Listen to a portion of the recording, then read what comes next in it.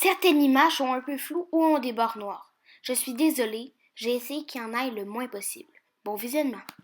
Si les missions Apollo ont été en partie des succès, en partie par les Apollo 11, il n'en est pas pour la mission Apollo 1, une mission qui va très mal se dérouler.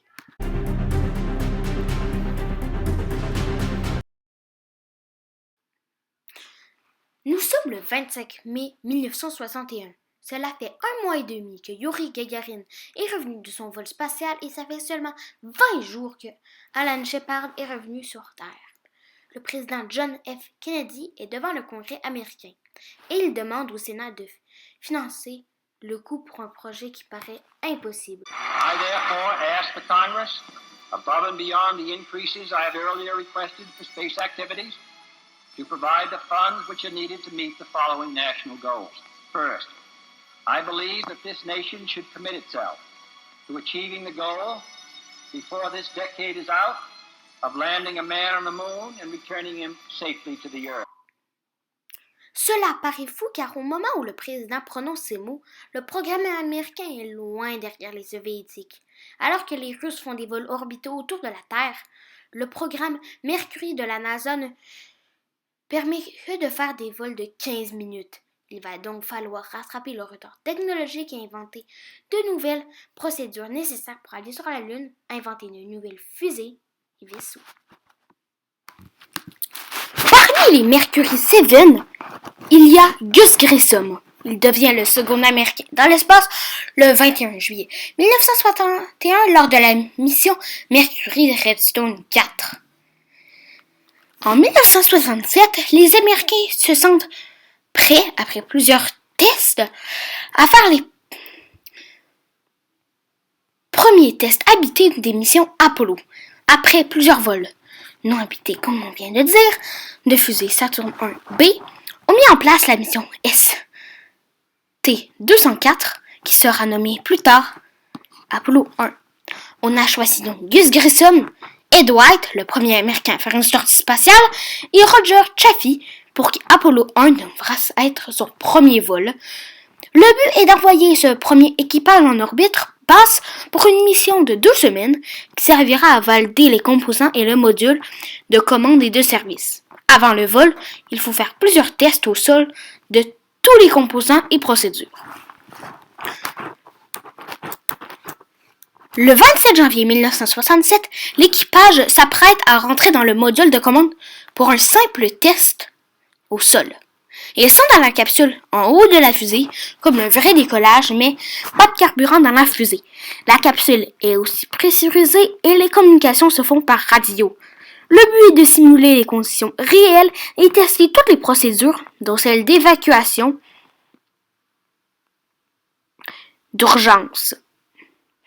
À 7h55 du matin, le test commence, mais les astronautes montent dans la capsule qu'à 13h. Très rapidement, Gus Grissom rapporte une odeur désagréable dans sa combinaison. L'exercice est stoppé, le temps d'enquêter sur la provenance de cette odeur, mais finalement, cela ne semble pas être un gros problème et le compte à rebours recommence à 14h45. D'autres problèmes apparaissent le long de l'après-midi, surtout des problèmes de communication. Pour communiquer par radio, il faut appuyer sur un bouton, mais le bouton ne se remet pas en position off. Les micros restent donc ouverts en permanence et en plus, la radio et le signal marchent très mal. Gus Grissom ne cache pas son exaspération.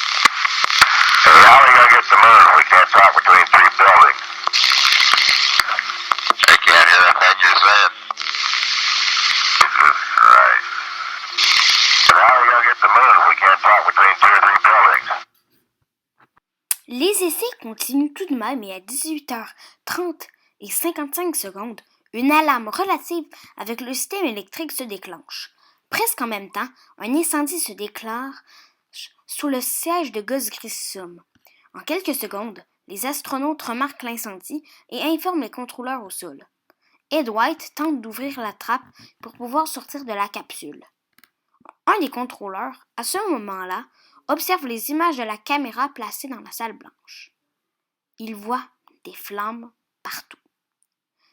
Pendant ce temps-là, on tente d'ouvrir la capsule pour faire sortir les astronautes. Le problème c'est que l'écoutille s'est partiellement ouverte et laisse échapper des flammes et donc de la fumée. Les pompiers sont en route. En attendant, seulement quelques hommes sont à proximité de la capsule. L'inquiétude se porte surtout sur la vie des astronautes. Armés d'extincteurs CO2, les hommes présents essaient de maîtriser le feu. La fumée est trop épaisse et leur équipement est minime cependant. Ils ne peuvent rester plus de quelques minutes près de la capsule. Mais ils font tout ce qui est en leur pouvoir pour sauver les astronautes. Ils finissent par s'équiper de masques, mais ils sont trop peu efficaces contre cette épaisse fumée et ils sont très difficiles à mettre. Les pompiers arrivent avec du retard car ils ont dû prendre l'ascenseur lent car le rapide était en réparation. Ils réussissent à ouvrir l'écoutille après 15 minutes, mais tout ce qu'ils voient, c'est des matériaux brûlés. C'est noir partout, partout, partout. Quand les médecins arrivent, plusieurs minutes plus tard, ils ne peuvent que constater le décès des astronautes. On estime que les astronautes n'ont pas pu survivre plus d'1 minute au-delà de la perte de conscience. Les corps sont évacués de la capsule à minuit 30. Alors que l'enquête démarre, on réalise plusieurs choses mal faites. Dans les semaines qui suivent l'incident, on démonte la capsule pour examiner les composants. Après plusieurs études, on découvre que le feu s'est déclenché sous le siège de Gus Grissom. On estime que l'astronaute qui est resté en vie le plus longtemps a survécu 40 secondes seulement et a débattu jusqu'à la fin pour sortir et sauver les autres. On réalise qu'il y a des erreurs de design de l'écoutille, de l'équipement, mais aussi 24 km de fil à l'intérieur de la capsule, dont certains mal connectés. Il y avait de nombreux problèmes aussi d'isolation, de câblage, de joints mal faits, de fuite. Et aussi, on réalise que North American, la compagnie qui avait construit la capsule, avait fait un travail misérable. Un autre gros problème, la capsule était pleine d'oxygène pur, sûr dans l'espace, mais inflammable sur la Terre. Il faut revoir beaucoup de choses pour s'assurer qu'un accident pareil n'arrive plus. Le gouvernement accorde quand même le droit à la NASA de continuer le programme Apollo, car il juge que sinon, les astronautes seraient morts pour rien. Les États-Unis sont à nouveau sur la route de la Lune. Merci d'avoir regardé la vidéo, j'espère qu'elle vous a plu. Si ce n'est pas déjà fait, n'hésitez pas à vous abonner à la chaîne Conquest pour ne pas rater nos autres vidéos chaque 2 semaines en rapport avec l'espace. Bye!